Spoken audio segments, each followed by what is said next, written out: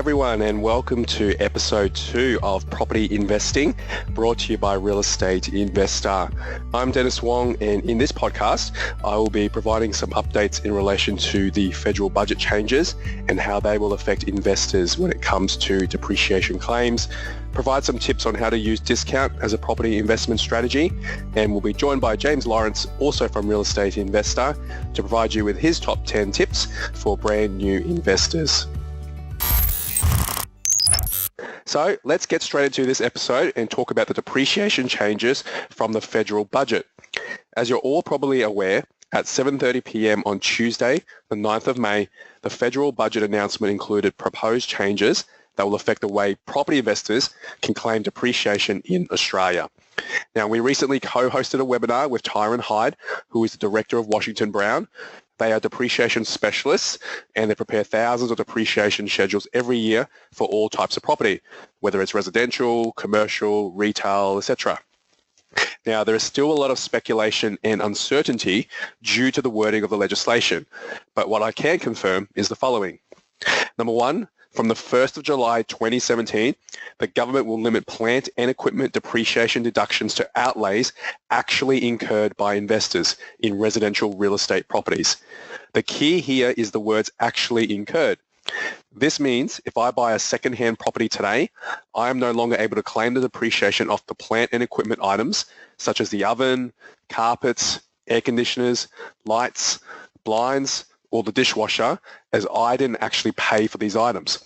I didn't incur the cost for these items.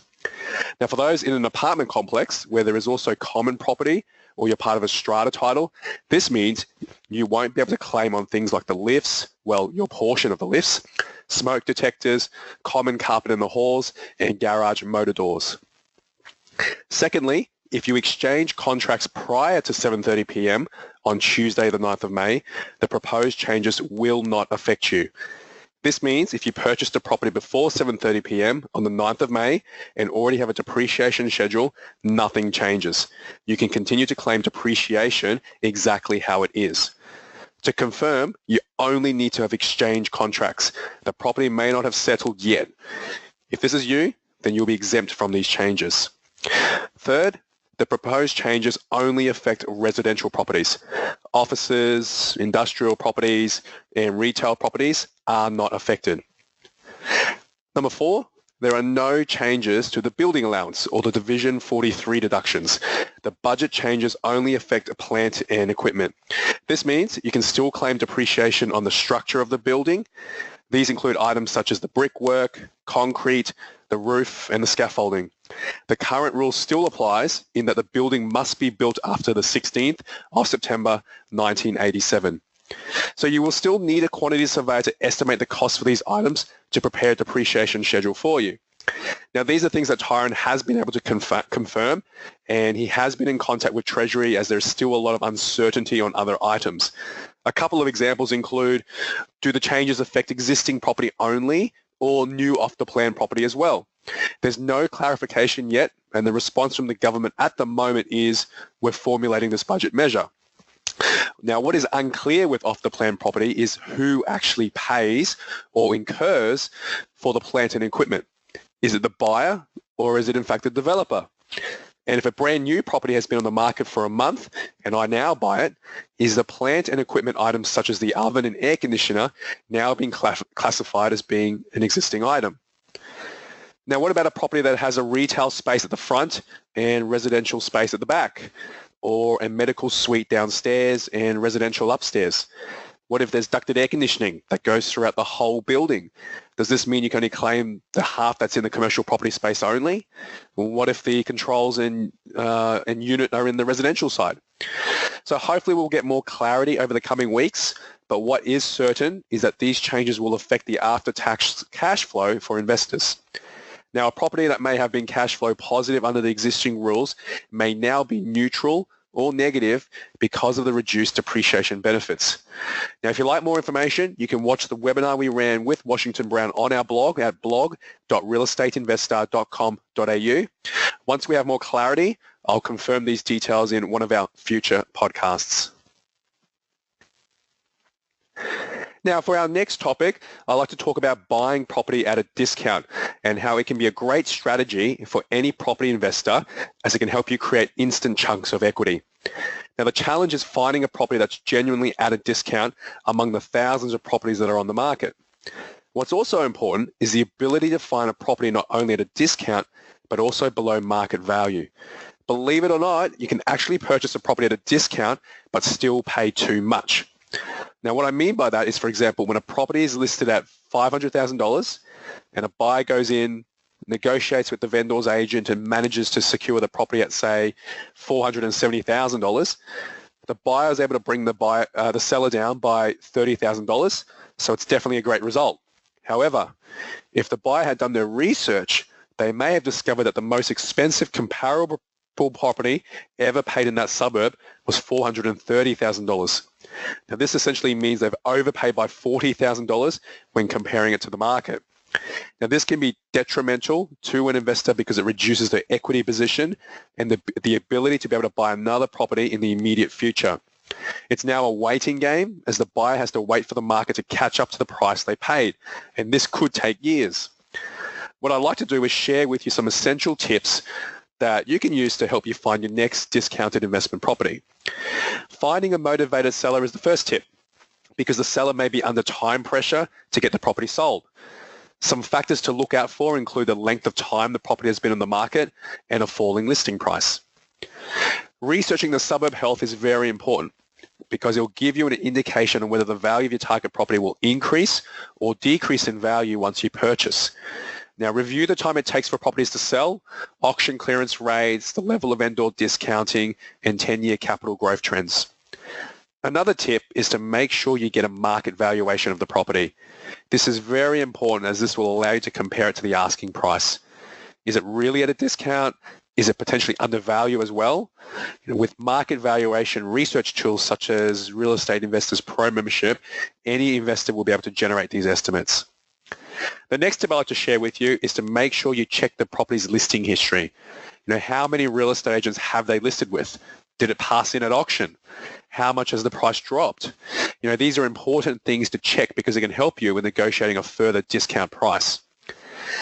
Research. Make sure you review similar properties that have sold around your target property. Look at properties with the same bedroom and bathroom count, similar land sizes, and see if the numbers stack up and whether your target property does stand out as being at a discounted price.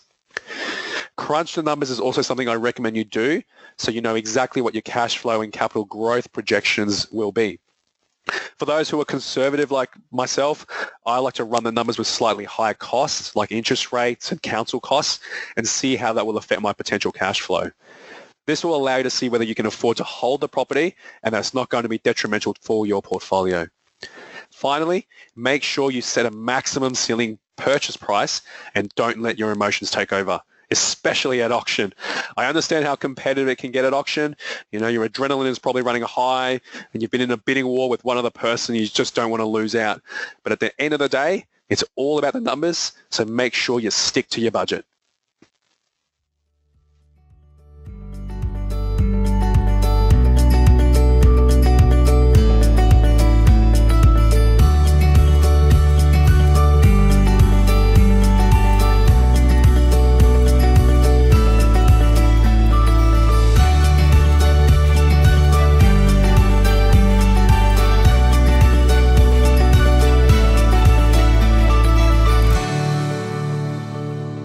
So in the next part of our podcast, we're lucky to have James Lawrence, the marketing manager for Real Estate Investor, join us to provide you with his top 10 tips for brand new investors. So James, welcome back to Property Investing Podcast.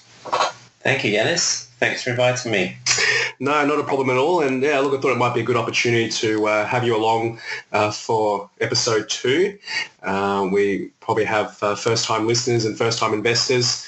Might be a good opportunity, especially those that are looking for the first investment property, to give them some tips to help them along the way. Absolutely. Back for episode 2, attack of the first-time property investors. For those listeners out there that are Star Wars fans, you'll probably understand his comment there. But yeah, look, I guess what would you say is the number one tip or the first tip investors should be considering before they start looking for a property? Yeah, good question. So if I cast my mind back to when I first started my property investing journey and maybe look at some of the mistakes I made and the lessons I've learned along the way, I think it's really important that all investors set themselves some goals that they're hoping to achieve throughout their property investing journey, and make those goals SMART. So this is something we talk about in some of our webinars. Yes, definitely. So they're going to be specific.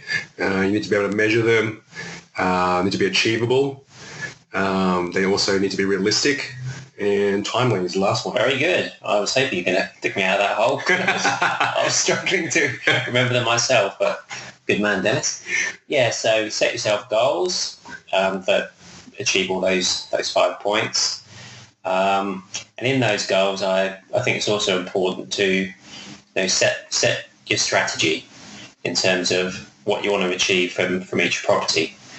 You probably know a bit more about this than I, but there are a whole bunch of different strategies that you can look to or hope to achieve from your investments. Yeah, look, it definitely is, and not all strategy is going to fit every investor. So, if you're starting out, definitely recommend that you seek, financial advice or professional advice to get a really good understanding of your, current situation. What assets do you have? What are your finances like? Because different strategies will allow you to be able to buy more property over the long term. So it's really important that you do that. And when you're setting goals, it's not just setting a goal to acquire, one property, but obviously if your goal is to buy one property only and leave it till you retire, then great. But really your goals need to allow you to say, okay, well, by buying this first property, that should allow you then to be able to tap into, say, surplus equity or use any surplus cash to maybe buy your second one. You need to look down the line. Yeah, that's good advice, I think, Dennis. And broadly speaking, just think to yourself, are you looking for long-term capital growth? Are you looking to boost your cash flow? Do you want to buy a property that you can renovate and add value to? Do you want to maybe look at some of the more risky asset classes like subdivision or developments? It really all depends on what you're looking to achieve, your level of comfort with risk, and your expected returns. So, if you do go to our blog, you'll find lots of resource there on more tips for how to set your goals and how to choose the asset class. But yeah, I think just to sum up, it's really important that you have a good understanding of what those goals are going to be and get a proper plan in place of how you're going to get there. Yeah, definitely. Very, very good advice there. So what about your second tip? What would you suggest first-time investors do next? Thinking back from when I started, I made sure that I had a good, reliable team of people around me to help me with my investing. And I think treat your property investment like a business. And if you were setting up a business for the first time, you're not going to do it by yourself. You're going to have to bring in people in other areas of expertise that can help you in areas that you might be short yourself. So, broadly speaking, a good mortgage broker is going to help. Definitely agree. And you've got a team of reliable tradespeople that can help you with any repairs and maintenance. Yeah, that's right. And even more important, I guess, if you're implementing renovations as a strategy, you're going to need them on an ongoing basis. So you want to make sure you've got good relationships with them. That's right. I'm just doing a reno at the moment, and it's very important that we had a plumber, electrician, general handyman, plasterer. I'm going to do some of the painting myself, but you need to make sure you've got all these people lined up and they are reliable. We all know how busy tradespeople get, and the last thing you want to do is be let down and have it delay your reno. So it's going to cost you more in the long term. So yeah, make sure you've got those good, reliable people on call for when you need them. Yeah, definitely. And an accountant, I think, is also really important. They can really help with tax questions. I actually changed accountants during my property investing life. My first accountant didn't actually invest himself. He was sort of old school and just bought the one property and principal and interest, just pay off his loan. So I changed, did some research on different accountants, found someone else who invests in property, who deals with property investors, basically could understand more of the advanced things that you can do with structures and tax and everything else that goes along with it. Yeah, it's funny you mentioned that, but I've actually just changed accountants as well based on a recommendation of someone that was particularly good for property investors. We are just coming up to tax time, so it's critical that everyone claims their full legal entitlement. That's one of the main benefits of property investing, that you can negative gear and offset any loss against your income and the benefits that can bring. So absolutely, that's really important. Yeah, look, and interesting that you say that as well. So with tax time only, a week away, having a quantity surveyor that can, give you an experienced one that knows all the ins and outs of what you can depreciate. So really important too that you make sure you have a depreciation schedule for all your properties. Again, if you're renovating, there are things like scrapping schedules. You may be able to claim on some of the stuff that you're throwing out as well. So you don't want to miss out on any money that you're entitled to. Okay. So what next? So we're going to set some goals. Getting building yourself up a team around you. What should we do next? Well, in my view, research is so important. Broadly speaking, the more research and effort you put in before you buy a property, probably the less mistakes you're going to make, and it's going to benefit you more long term. So, putting it very simply, your goal is to buy the right property at the right time, in the right location at the right price. And that may sound fairly simplistic, but if you break down that statement and ensure you've got the latest data and stats to back you up, you can hopefully ensure that every decision that you do make you're confident with, and you can back it up with facts and figures and not emotion. Yeah, definitely agree. And, I guess some of the numbers that you should be looking at, things like comparable sale prices, rental yields, having a look at days on market. You want to see lower numbers there. That means it's a faster moving market, and depending on your strategy, again, if you're buying and holding, you want to make sure that you can rent your property out.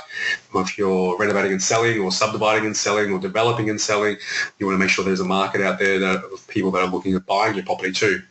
Because if not, then you're going to have very expensive holding costs and essentially not going to be making a return. So, yeah, very, very important, the research side of it. Definitely agree there, James. And so that's, I guess, your third tip.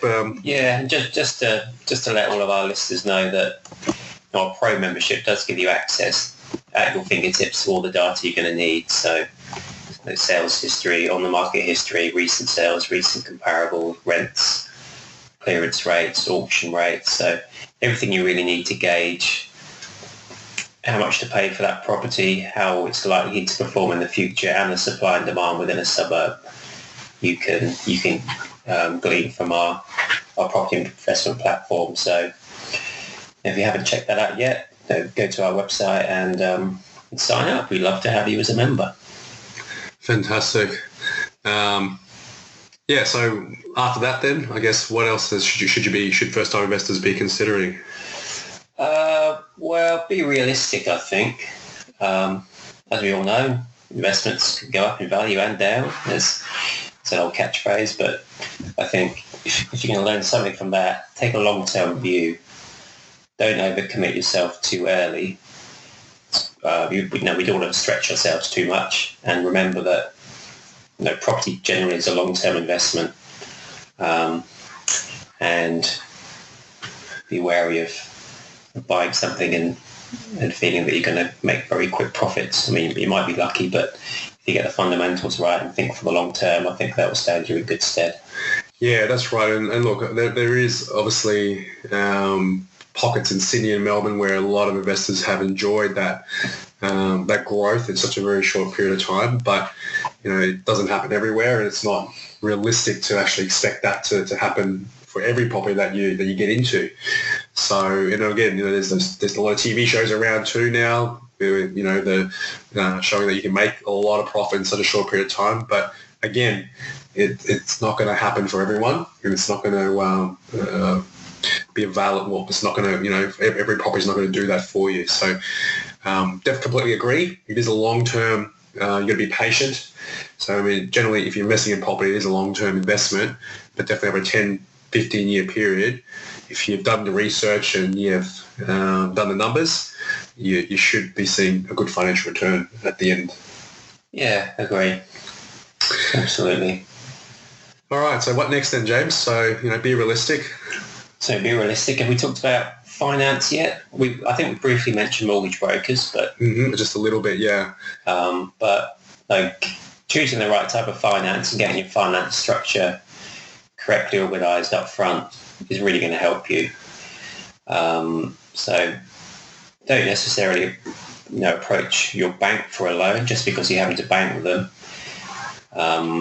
You can use a mortgage broker, particularly one that specialises in finance for property investors, and shop around to make sure that you're getting the loan that's best suited to your particular property and your long-term goals. Yeah, that's completely right. Look, if you think about it, you'll have with your own home, your PPR, you'll be the loan will be with one lender, and you'll tend to go back to them for your next loan, but they'll only have access to their own loan products, which may not actually suit you. Whereas a mortgage broker will have access to a number of different lenders, and they'll have access to a lot more different products that might suit you better. And just remember as well that, having the lowest interest rate may not be the best option for you, because you may need things like redraw or having offset accounts. What if you need to, for whatever reason, need to withdraw a large amount of money for medical bills or whatever it may be? Having those facilities is going to give you the flexibility to be able to do that. So, yeah, definitely a really, really good tip there. Yeah. Just when you were saying about approaching the same lender for multiple loans, just be wary of cross-collateralization and some of the potential pitfalls of doing that. Yeah, and again, look, that may suit some investors, especially if you're only looking at maybe one investment property, because you're not going to looking at obviously tapping in any more equity. You don't need a cash deposit. Just take collateralize your loan to your own home. But again, if you're looking at building a big portfolio or looking at growing your portfolio, then it's really important to understand the pros and cons of cross-collateralization or using standalone loans. Yeah, just to say, me and Dennis are both a little croaky this afternoon, so apologies for that. We've both got this cold that seems to be going around, but that's not stopping us. We're still podcasting on a Friday afternoon. We are. We'll soldier on. That's it. So next point, choose each property carefully. So it may sound like a bit of a cliche, but make sure you fall in love with the numbers and not with the property. It's a mistake that some first-time investors make. They see a property and they're thinking more with their heart than their head. Yeah, well, if there's that man cave at that house, why shouldn't I buy it? Exactly, and that may appeal to your target market. In terms of who you want to rent that property to, it may be you're going for a similar demographic as what you are, but that may not necessarily be the case. So, yeah, make sure you do a full cash flow and growth forecast, which again we can help you with a real estate investor, and make sure the numbers stack up before you commit. Yeah, try and I guess the key there is try and take the emotion out of it. You're not going to be living in it. Just because that property doesn't have the double sinks and the man cave, as long as the numbers stack up and it fits in with your strategy and what you've just you planned out, that's going to be the main thing. So take care. Yeah, definitely a good tip there. Okay, so let's just say you've gone through that process. Yep. And you purchase your property. Excellent. You're going to need to manage that. So you've got two options really. You can manage it yourself. Mm-hmm. And you can potentially save on those commission costs, which might be between sort of 5 and 6% typically. Yeah, well, up in Queensland, I think it's more around 8 to 10% can be. Oh, so, is it? yeah, so it just depends on where it is. Yeah, so I just renegotiated mine with my property management company. Yep. And it's amazing what they do if you say you're thinking of moving to another company. So just be aware that you can always negotiate with property managers and your bank for a better interest rate. Don't always accept that first offer because there might be some wriggle room there. Yeah, look, and there's a lot of competition out there. It's not just real estate agents. I recently moved property manager in Brisbane. They do is specialise in rentals. So, and they charge a lot less than the 8% that I was getting and what I was getting quoted on as well. So, definitely shop around, and I'm sure you can definitely find yourself a good deal.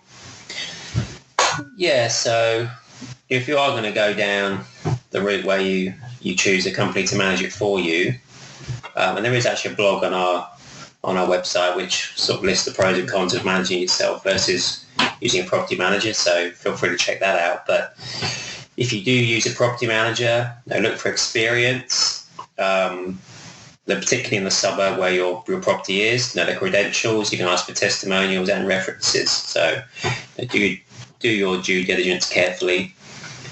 You'll be paying them 5 to 6% or maybe more, like Dennis said. So make sure you're going to get your money's worth.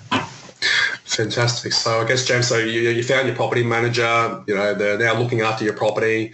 Any other tips from that point on? Well, it's not going to be just a sell and forget. Like we said, you've got to treat this as a business. So as with all businesses, you want to try and optimize. So there's lots of things you can do there. We may have briefly touched upon them a few moments ago, but you can regularly review your rents. So make sure you're getting the appropriate market rent for your property. You can review your interest rate, so you can approach your lender to make sure you're on the best possible rate. And quite often, if you go to them with a competitor's rate, quite often they match it. I've done that a number of times, and it's amazing what they will do if they think you're going to take your business elsewhere. So don't be afraid to do that.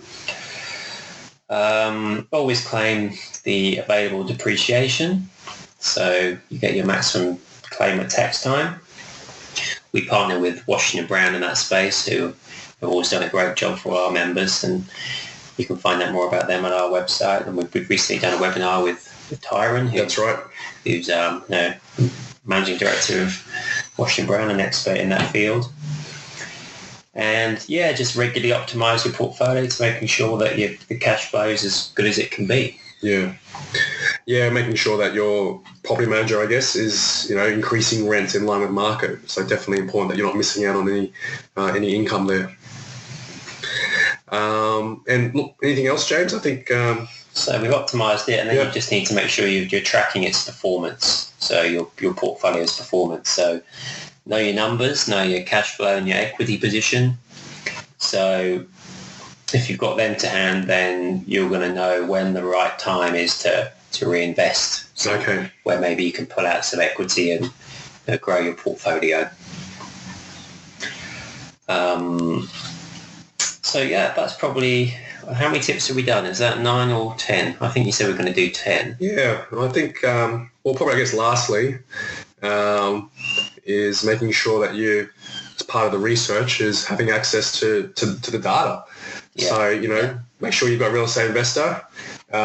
If not, there are a lot of free tools out there too. So, there's a lot of sites out there, with the increasing availability of technology and data, make sure you do as much research as you can. But with paid memberships such as ourselves, we give you a lot more than what the free sites do. So having access to that's going to, ensure that you reduce your risk, that you're going to be investing better. Hopefully then you're going to be growing a portfolio that's going to perform much more effectively for you. Yeah, absolutely. And just to finish off, like you were saying, there is a whole lot of free information out there that you can educate yourself with. Podcasts like this, we have a blog, we do webinars, so it's all freely available, and make sure you take advantage of that. So I think that's it for my 10 tips. Dennis? Fantastic, James. So look, well, thank you very much for joining me in this episode, and I look forward to having you in one of our future episodes in the very near future. Yeah, I think, so like I said, I'm doing a reno at the moment, so I think next week we might do a bit of a reno special, and we can talk about our top 10 tips maybe for renovations. Fantastic. Yeah. All right. Looking forward to it. Thanks very much. Thanks, Dennis. Well, that's it for our second property investing podcast. Thank you so much for tuning in. I want to thank James Lawrence for joining us and giving us his top 10 tips for first-time investors.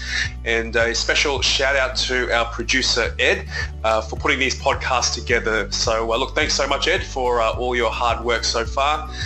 And look, I hope you can tune into our next podcast where I will be providing tips for investing in cash flow positive properties. There will be a property update from Dr. Nicola Power from the Domain Group, and also some useful information for those investors looking at renovations. Finally, for any of our listeners interested to see whether our premium membership can help them invest, feel free to take advantage of a free property investing strategy session. To book yours, go to our website, realestateinvestor.com.au, and click on the banner at the top of the page. So until our next episode, happy investing, and I'll catch you next time.